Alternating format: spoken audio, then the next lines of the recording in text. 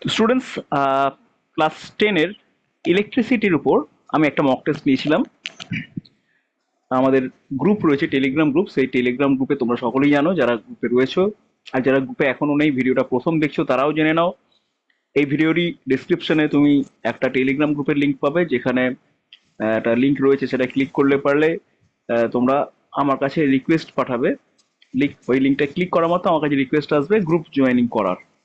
সেখানে আমি তোমাদের কাছে কিছু বেসিক কোশ্চেন জিজ্ঞেস করবো। সেই কোশ্চেনের আনসার পেয়ে স্যাটিসফাই হলে অবশ্যই আমি তোমাকে এই গ্রুপে অ্যাড করে নেবো। এই গ্রুপে কারা রয়েছে? গ্রুপে পশ্চিমবঙ্গের বিভিন্ন জেলার বিভিন্ন প্রান্তের স্টুডেন্টরা রয়েছে, যারা পড়াশোনাতে ইন্টারেস্টেড, ফিজিক্সে আগ্রহী, অ্যাডভান্স লার্নিং করতে চায়।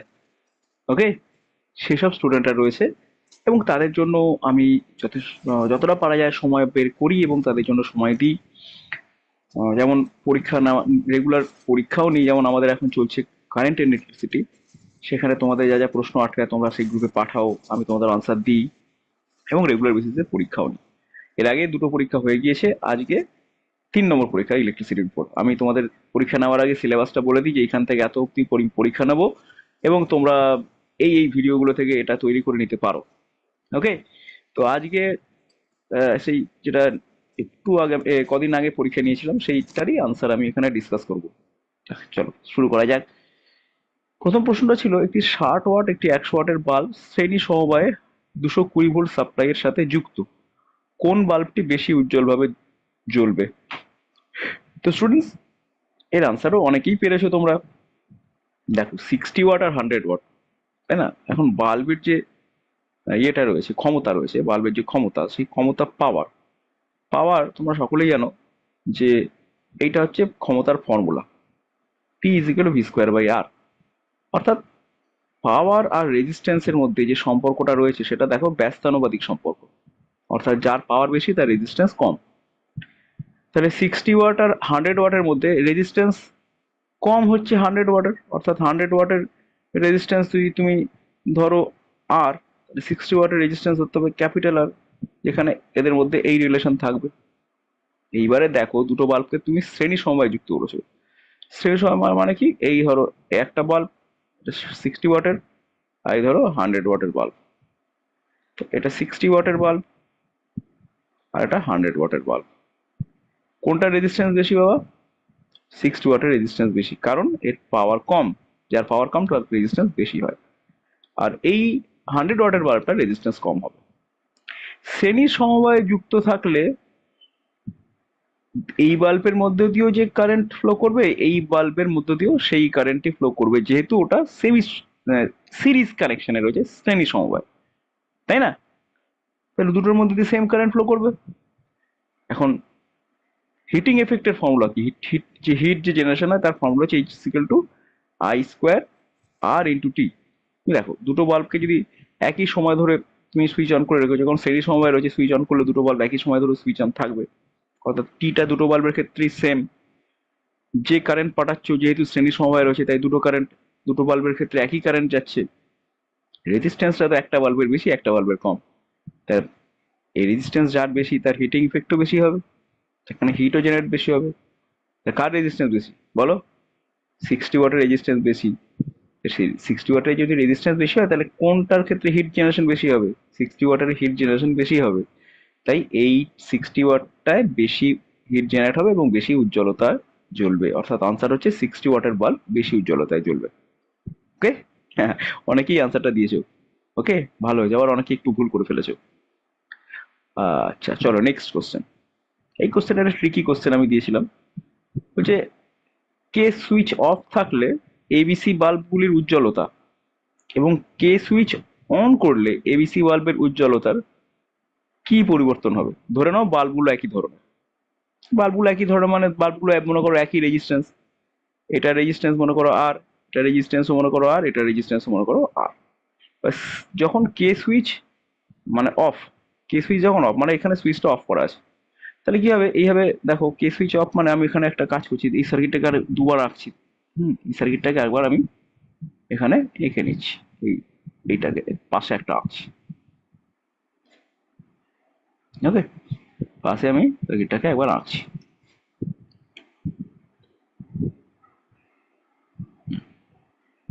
হুম, বেশ। এবার এইখানে আমি করছি কি, এই সুইচটাকে না, এই সুইচটাকে আমি একটু, এটাকে আমি সুইচ অন করে দিলাম। সুইচ অন করা মানে কে সুইচটা এইভাবে জুড়ে দিলাম, সুইচ অন করে দিলাম, আর এটাতে সুইচ অফ আছে। তো প্রথম ক্ষেত্রে কারেন্ট এইভাবে আসবে, এইভাবে যাবে, এবং এসে এইদিকে আর যেতে পারবে না, কারণ এদিকে সুইচ অফ রয়েছে। কারেন্ট বি এর মধ্যে দিয়ে যাবে, অর্থাৎ এ বাল্বের মধ্যে দিয়ে যে কারেন্ট ফ্লো করছে, বি বাল্বের মধ্য দিয়েও কিন্তু সেই একই কারেন্ট ফ্লো করছে। ঠিক আছে, তো দুটো বাল্বের মধ্যে দিয়ে সেম কারেন্ট ফ্লো করছে, তার মানে এখানে এ বাল্বটা আর বি বাল্বটা একই উজ্জ্বলতায় জ্বলবে। সি বাল্বের মধ্যে দিয়ে কি কারেন্ট যাবে? যাবে না, সি বাল্বটা অফ থাকবে। তাহলে এ বি একই উজ্জ্বলতায় জ্বলবে, এ এবং বি সেম ব্রাইটনেস, আর সি নট গ্লো, সিটা গ্লো করবেই না। ইজি। এবারে যখন সুইচটা আমি অন করে দিলাম, অর্থাৎ কানেক্ট করে দিলাম, তখন কি হবে? তখন এই কারেন্ট এলো, এই কারেন্ট গেল, এই দুটো ব্রাঞ্চে কারেন্ট এইভাবে ডিভাইড হয়ে যাবে। এবার দেখো এখানে এই বি আর সি এই দুটো বাল্ব প্যারালাল কম্বিনেশন আছে, অর্থাৎ দুটো বাল্বের রেজিস্ট্যান্স প্যারালাল পড়ে যাচ্ছে। তাহলে এখানে দুটো বাল্বের রেজিস্ট্যান্স প্যারালাল যদি পড়ে, তাহলে দুটো বাল্বের মিলে রেজিস্ট্যান্সটা কি হবে, মানে এই দুটো ব্রাঞ্চ মিলে রেজিস্ট্যান্স আর/2 হবে, যেহেতু আর আর আর এবং আর প্যারালালে আছে, তাহলে দুটো বাল্বের রেজিস্ট্যান্স হয়ে যাবে টোটাল আর/2। গতবারের রেজিস্ট্যান্স কত ছিল? গতবারের রেজিস্ট্যান্স, এই বাল্বের রেজিস্ট্যান্স ছিল আর, এই বাল্বের রেজিস্ট্যান্স ছিল আর, অর্থাৎ এখানে টোটাল রেজিস্ট্যান্স পড়েছিল 2R। কিন্তু এইবার কি হলো, এইবারে এখানে পড়লো আর রেজিস্ট্যান্স, আর এই দুটো ব্রাঞ্চ মিলে আর/2, তখন এখন রেজিস্ট্যান্স হয়ে গেল আর প্লাস আর/2, দ্যাট ইজ 3R/2। ওকে, তাহলে গতবারের রেজিস্ট্যান্স বেশি ছিল, আর এইবারের রেজিস্ট্যান্স গেল কমে। কমে গেল কিনা বলো, তাই না? এবারে রেজিস্ট্যান্স কমে গেছে। তাহলে এইবারে টোটাল রেজিস্ট্যান্স যেহেতু কম হয়েছে, গতবারে যে কারেন্টটা ফ্লো করেছিল, গতবারে যদি মনে করো এখানে I1 কারেন্ট ফ্লো করে থাকে, তাহলে এইবারে যদি যে কারেন্টটা ফ্লো করে সেটা I2 হবে। এবং অবভিয়াসলি এক্ষেত্রে যখন রেজিস্ট্যান্সটা, টোটাল রেজিস্ট্যান্সটা কম হলো, তাহলে I2টা বেশি আছে। I2 is greater than I1, আগের বারের I1 এর থেকে এবারে I2টা বেশি আছে, অর্থাৎ বেশি কারেন্ট ফ্লো করছে। ক্লিয়ার? তো এইখানে I2 কারেন্ট ফ্লো করবে, দেখো এ বাল্বের মধ্যে দিয়ে এখন I2 কারেন্ট ফ্লো করছে, যেটা কিনা আগের বারের থেকে বেশি। তাহলে এ বাল্বটা আগের বারে যেরকম গ্লো করছিল তার থেকে বেশি গ্লো করবে, এ বাল্বটা আগের বারের তুলনায় বেশি গ্লো করবে। বেশ, তারপরে কি হবে? বি বাল্বের কি হবে একটু ভালো করে দেখো। এখানে I2 কারেন্ট এলো, এই দুটো সেম রেজিস্ট্যান্স আছে, তাহলে এখানে I2/2 কারেন্ট ফ্লো করবে, এখানেও I2/2 কারেন্ট ফ্লো করবে। ওকে, বেশ। তো স্টুডেন্টস, আগের বারে সি বাল্বের মধ্যে দিয়ে কারেন্ট ফ্লো করেইনি, করেছিল? করেইনি, করেনি কারেন্ট। তাহলে সি বাল্ব আগের বারে জ্বলছিল না, কিন্তু এইবারে সি বাল্বটা জ্বলবে। ওকে, এবং বি বাল্বটাও জ্বলবে। বি এবং সি বাল্বের রেজিস্ট্যান্স একই, এবং দুটোতেই মধ্যে দিয়ে I/2 কারেন্ট ফ্লো করেছে, অর্থাৎ অর্থাৎ দুটো বাল্বই, বি এবং সি বাল্ব দুটো একই উজ্জ্বলতায় জ্বলবে। কিন্তু এ বাল্ব যতটা গ্লো করবে, তার থেকে কম উজ্জ্বলতায় বি এবং সি বাল্ব গ্লো করবে। বুঝতে পারলাম? তাহলে বেশ বড় সড়ো একটা আনসার হলো, কিন্তু আশা করি তোমরা বুঝতে পারলে। বুঝতে যদি একটু না পারো, তাহলে এই ভিডিওটাকে আরেকবার প্রথম থেকে, বা ওই এই কোশ্চেনের প্রথম থেকে আরেকবার চালিয়ে পুরো ব্যাপারটাকে আরো একবার শুনে নাও, তাহলেই বুঝতে পেরে যাবে। ওকে, এই আনসারটা কিন্তু কেউই দিতে পারোনি। চলো, অনেকেই আনসার দিচ্ছে, অনেকেই, এবং সবার খাতা আলাদা করে দেখে ওঠাটা আমার পক্ষে সম্ভব হয়নি, তাই আমি আনসারটা বলে দিচ্ছি। আনসারটা অবশ্যই তোমরা দেখবে, আনসার দেখার পরেও যদি কনফিউশন থাকে অবশ্যই আমাকে জানাবে, পার্সোনালি জানাবে টেলিগ্রাম করে, স্যার এই যে এই আনসারটা আমি বুঝতে পারিনি, আমি লিখেছি সবই আমার খাতার সাথে, তো আপনার দেওয়া আনসার মিলিয়ে নিয়েছি, কিন্তু এই আনসারটা আমি বুঝতে পারিনি, স্যার একটু বলে দেবেন। এইভাবে একটু বলো, তাহলে আমি আরেকবার বলে দেবো, বা এই গোটা কোশ্চেনটা নিয়ে আমি আলাদা ভিডিও করে দেবো ওই বোর্ডে। ঠিক আছে, ওই বোর্ডটা মানে কোন বোর্ডটা দেবে, এই যে বোর্ডটা, এই বোর্ডটায় আমি আলাদা করে ভিডিও করে দেখিয়ে দেবো। চলো চলো চলো চলো, নেক্সট কোশ্চেনে যাই। এই কোশ্চেনটা বেশ মজাদার ছিল না? 220 ভোল্ট 100 ওয়াটের কয়টি বাতিকে একটি ঘরে সংযোগ করা যাবে? ঘরটিতে ফিউজ ব্যবহার করেছে 5 অ্যাম্পিয়ার, 5 অ্যাম্পিয়ার ফিউজ ব্যবহার করছো, এই বাতি ব্যবহার করছো। তাহলে দেখো তুমি 100 ওয়াট, 110 ওয়াট, তাই না?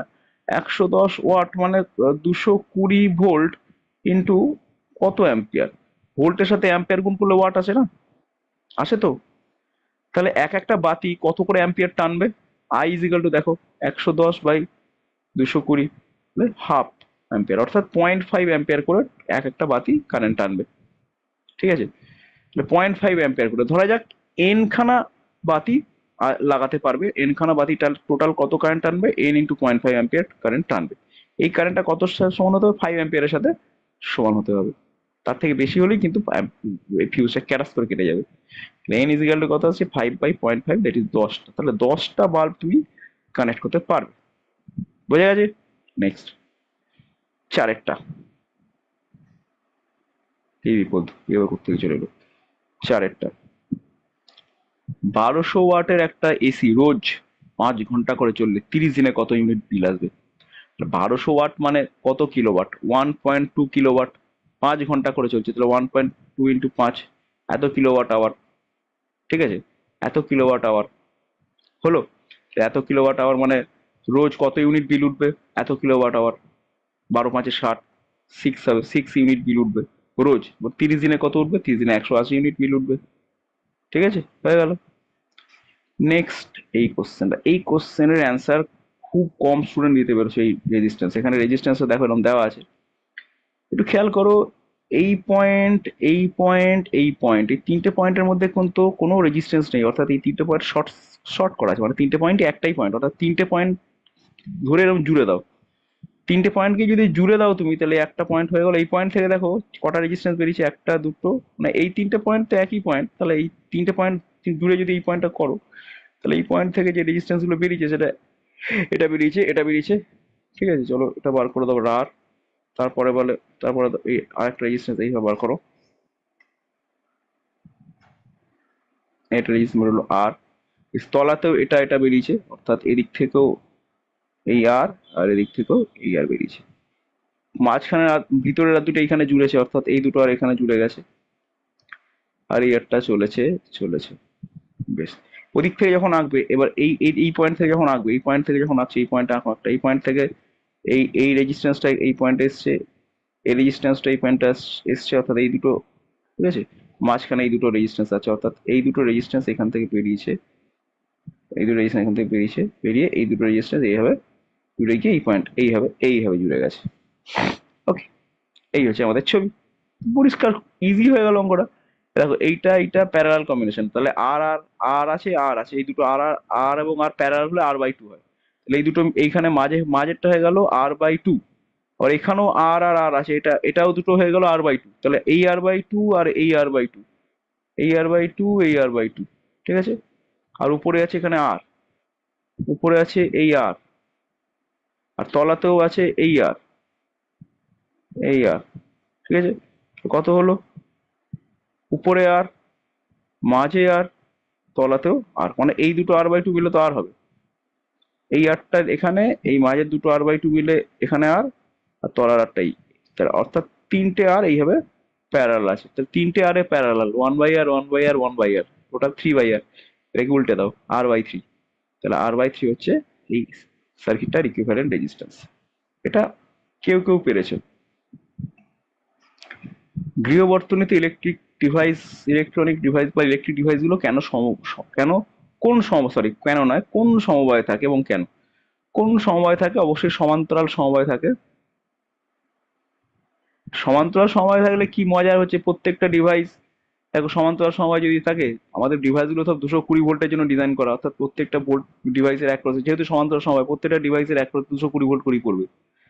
ঠিক আছে, আবার একটা মজার ব্যাপার হচ্ছে, ধরো কোনো ডিভাইস কেটে গেল, মানে সমান্তরাল সমবায়, তো ধরো এটা লাইভ ওয়্যার, এটা নিউট্রাল ওয়্যার। তো এইখানে এই একটা বাল্ব লাগিয়েছো, হুম, এটা মনে করো একটা বাল্ব, ভালো। আবার আরেকটা বাল্ব মনে ওখানে আটকেছো, বা ফ্যান, এখানে হয়তো ফ্যান ঘুরিয়েছো। তাহলে ধরো কোনোভাবে এই বাল্বটা গেল কেটে, এই বাল্বটা মনে করো কোনোভাবে গেল কেটে, কুটুস কুটুস কেটে গেল। তাহলে কি হবে? তাহলে সবগুলো বাল্ব কি অফ হয়ে যাবে? না, যাবে না। লাইভ ওয়্যার থেকে দিব্যি এই বাল্বটা জ্বলবে, এই বাল্বটা কারেন্ট যাবে, এই বাল্বটা ওকে থাকবে। অর্থাৎ কোনো একটা ডিভাইস যদি ফিউজ কেটে মানে কোনোভাবে যদি কেটে যায় বা উড়ে যায়, তাহলে বাকি ডিভাইসগুলোর উপর কোনো এফেক্ট করবে না, দিব্যি ওই বাকি ডিভাইসগুলো জ্বলতে থাকবে। এবং মজার ব্যাপার হচ্ছে প্যারাল কম্বিনেশনে কিন্তু প্রত্যেকটা ডিভাইসের আন্ডারে প্রত্যেকটা ডিভাইস একই পোটেনশিয়াল ডিফারেন্স কিন্তু পাবে। অর্থাৎ এখানে যে পোটেনশিয়াল ডিফারেন্সটা আসে 220 ভোল্টের, সেটা এখানেও পড়বে 220 ভোল্টের, আবার এখানেও 220 ভোল্ট পড়বে। এই সব সুবিধাগুলো থাকার জন্য প্যারাল কম্বিনেশনে আটকানো হয়। সিরিজ করলে পরে বিপদ হতো, সিরিজ করলে পোটেনশিয়াল ড্রপ হতে হতে হতে হতে কোনো পোটেনশিয়াল আর থাকতো না। বেশ, আর 7 নম্বরে কি দিচ্ছি, একটি ব্যাটারির দুই প্রান্তে বিভব প্রভৃতি তড়িৎচালক বল অপেক্ষা বেশি হতে পারে। হ্যাঁ পারে। যখন ব্যাটারিকে চার্জ করা হবে তখন পারে। ব্যাটারিকে চার্জ করা মানে কি, ব্যাটারির মধ্য দিয়ে ব্যাটারির পজিটিভ প্রান্ত থ্রু দিয়ে কারেন্টকে ঢোকানো, একে বলে ব্যাটারিকে চার্জ করা। এমনিতে সাধারণত কি হয়, সাধারণত ব্যাটারি যখন কোনো একটা সার্কিটে যুক্ত থাকে তখন ব্যাটারি থেকে কারেন্ট বেরোয়, অর্থাৎ পজিটিভ প্রান্ত থেকে কারেন্ট বেরোয়। কিন্তু এখন যদি তুমি এই ব্যাটারি, মনে করো আমার ব্যাটারি আছে, তুমি আর একটা বড় সড়ো ব্যাটারি আনলে ওর থেকে বেশি দিয়ে এইভাবে কানেক্ট করে দিলে, তাহলে কি হবে? এই ব্যাটারিটা যেহেতু ধরো 10 ভোল্টের ব্যাটারি, এটা মনে করো 5 ভোল্টের ব্যাটারি, তো 10 ভোল্ট থেকে 5 ভোল্টের ব্যাটারির মধ্যে দিয়ে কারেন্টটা ঢুকবে। সেক্ষেত্রে এই ব্যাটারির দুই প্রান্তে বিভব প্রয়োগটা কিন্তু 5-এর থেকে বেশি হবে। অর্থাৎ হতে পারে, অবশ্যই হতে পারে, হ্যাঁ ঠিক আছে, হতে পারে। কখন হতে পারে? চার্জিং এর সময়। যদি কোনো ব্যাটারি চার্জিং মোডে থাকে, তাহলে সেই ব্যাটারি, যে ব্যাটারিটাকে আমি চার্জ করছি, সেই ব্যাটারিটার দুই প্রান্তে বিভব প্রয়োগ কিন্তু কি হবে, ওই ব্যাটারিটার ইলেকট্রোমোটিভ ফোর্সের থেকে বেশি হবে। বুঝা গেছে? এই নিয়ে এর আগের পরীক্ষাতেও এই নিয়ে একটা কোশ্চেন আমি পড়েছিলাম, অনেকেই ধরে নিয়েছে। নেক্সট এই যে কোশ্চেনটা, এই কোশ্চেনটা একটু ঝামেলার কোশ্চেন আছে, এটাও কেউই পারেনি করতে, করে দিচ্ছি। তোমার জিজ্ঞেস করেছে এ এবং বি বিন্দুর বিভব প্রভেদ কত। এ এবং বি বিন্দু, এই বিন্দু এবং এই বিন্দুর বিভব প্রভেদ কত? তাহলে ধরা যাক ভি এর বিভব প্রভেদ, এই বিন্দুর বিভব প্রভেদ ভি এ। ভি এ থেকে তুমি দেখো যখনই এই পয়েন্ট থেকে এই পয়েন্টে এইখানটায় এলে, তাই দেখো দেখো এটা তো লো পোটেনশিয়াল, এটা হাই পোটেনশিয়াল, তাই না? এটা নেগেটিভ আছে, এটা পজিটিভ আছে। তাহলে এই দিক বাঁ দিকটা লো, ডান দিকটা হাই, তাহলে তুমি কি করে লো থেকে হাইতে এলে, অর্থাৎ তোমার পোটেনশিয়াল গেন হলো, গেন হলো। তাহলে +10 লিখবে এবার, 10 +10 ভোল্ট হলো। বেশ, তারপরে দেখো এখান থেকে এদিকে কারেন্ট ফ্লো হয়েছে, তাহলে এটা হচ্ছে তোমার কারেন্ট ফ্লো এদিক থেকে এদিক হয়েছে, তাহলে হাই থেকে লোতে নিশ্চয়ই গেছে, কারেন্ট ফ্লো তো হাই থেকে লোতেই হয়। তাহলে এখানে তোমার পোটেনশিয়াল এবার কি হবে, হাই থেকে লোতে মানে পোটেনশিয়াল ড্রপ করছে, পোটেনশিয়াল ফল করছে। কতটা পোটেনশিয়াল ফল করবে? দেখো 2 অ্যাম্পিয়ার কারেন্ট ফ্লো করেছে কার মধ্যে দিয়ে, এই রেজিস্ট্যান্সটার মধ্যে দিয়ে। রেজিস্ট্যান্সটা 2 ওহমের রেজিস্ট্যান্স আছে, তাহলে 2 × 2 = 4, 4 ভোল্ট এখানে ড্রপ হলো। তারপরে দেখো তুমি আবার এইখান থেকে এখানে যাচ্ছ, তাহলে হাই থেকে লোতে যাচ্ছ, এটা তো হাই পোটেনশিয়াল, লো পোটেনশিয়াল, কারণ পজিটিভ ওটা, বাঁ দিকটা পজিটিভ, ডান দিকটা নেগেটিভ। তাহলে তুমি পজিটিভ থেকে নেগেটিভ, অর্থাৎ হাই থেকে লোতে গেলে, তাহলে এখানে আবার তোমার 8 ভোল্ট লস হবে। তারপরে আবার এখানে কারেন্ট গেল, এখানে কত অ্যাম্পিয়ার গেছে? 2 অ্যাম্পিয়ার গেছে, 4 × 2 = 8 ভোল্ট, আর এখানে লস হলো। হলো এইসব হয়ে টোয়ে, এটা ধরো বি পয়েন্ট, তাহলে এখানে ভোল্টেজ পেলে ভিবি পেলে, ঠিক আছে। বেশ, তাহলে কত আসে তোমার? আসছে হচ্ছে, এ দেখো 10 থেকে 4 গেলে 4 পড়ে থাকে।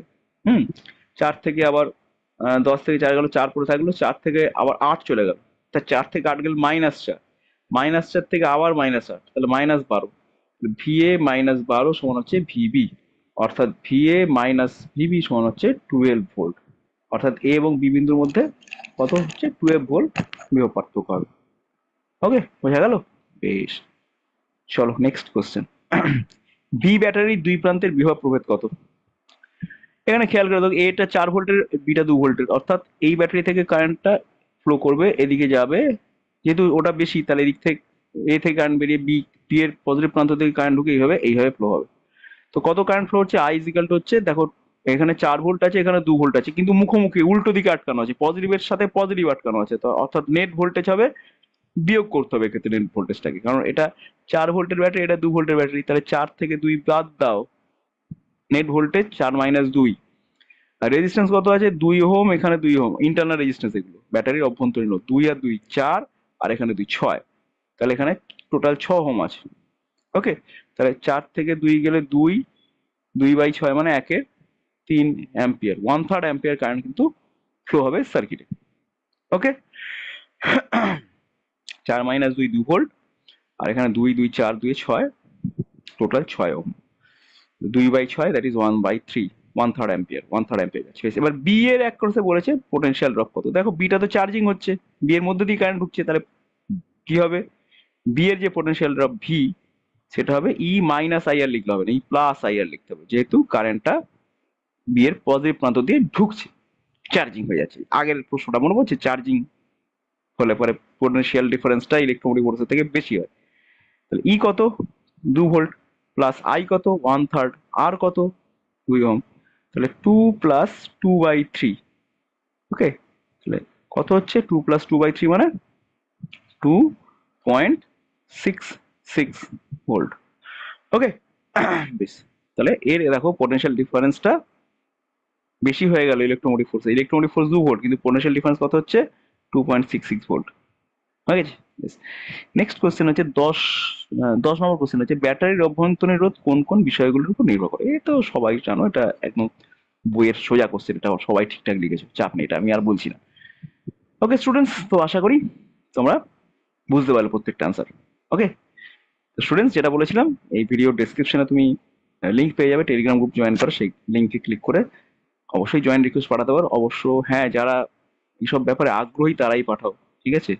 আগ্রহী অর্থাৎ পড়াশোনা করতে আগ্রহী, ইন্টারেস্টেড, একটু অ্যাডভান্স লার্নিং করতে ভালো লাগে, একটু বাউন্ডারির বাইরে গিয়ে খেলতে ইচ্ছে হয়, বেশি জানতে ইচ্ছে হয়, তারাই রিকোয়েস্ট পাঠাবে। ওকে, এবং অন্যরা রিকোয়েস্ট পাঠালে তাদের আর ভালোই লাগবে না, কারণ এই ধরনের কোশ্চেন তো তার দেখে মনে হয় বাবা সব কি সব কোশ্চেন। যাই হোক, চলো আবার নেক্সট ভিডিওতে আমাদের দেখা হচ্ছে। টাটা।